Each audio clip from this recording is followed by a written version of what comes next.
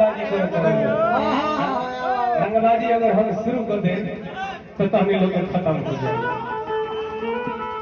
लड़के कहता प्यार से बोलबो तो भाषा बोले प्यार के, बात जुबान से बोला संभाल के। अरे कि ना तो मौत में गोली आर पार हो जाई, आर पार हो जाई। गोलियां के लाल जदी खाड़ हो जाई तो बातें देहिया में गरमी तो जान हो। प्यार से बोलबो तो भाषा बोले प्यार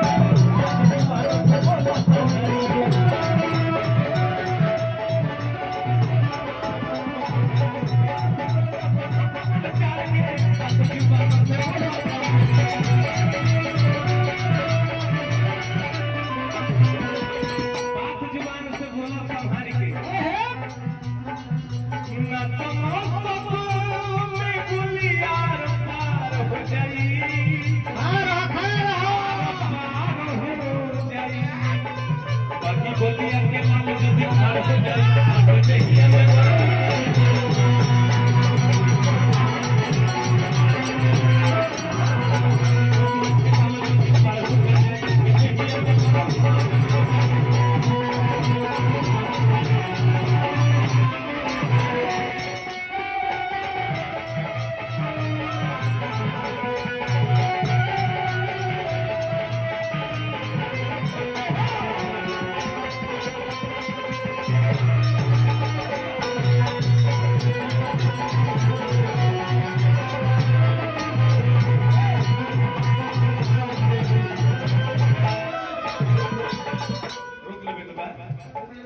लड़का कहता कि जिला हो बागी बागी हीरोही, अरे से जाई जे जदी कुछ कही।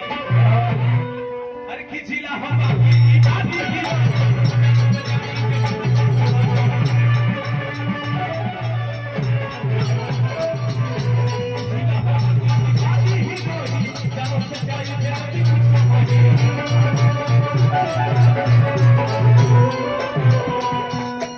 बागी बागी हीरोही जान से जाई जे जदी कुछ कि मारी झापड़ तो पूरा अन्हार हो जाई, अरे अन्हार हो जाई। तो बागी बलिया के लाल जदी खाड़ हो जाई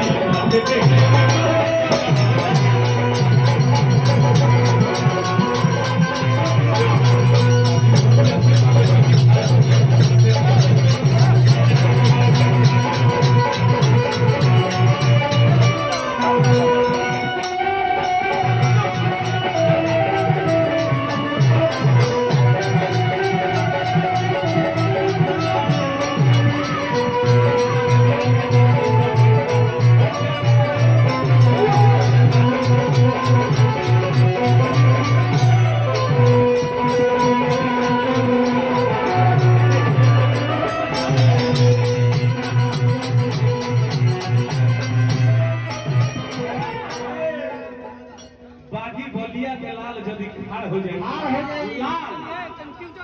लाल मतलब हरियो लाल हो लाल हरियो लाल हरियो ये धरती के लाल है, जहाँ खड़ा हो जाएंगे वहाँ भूचाल आ जाएगा वाला।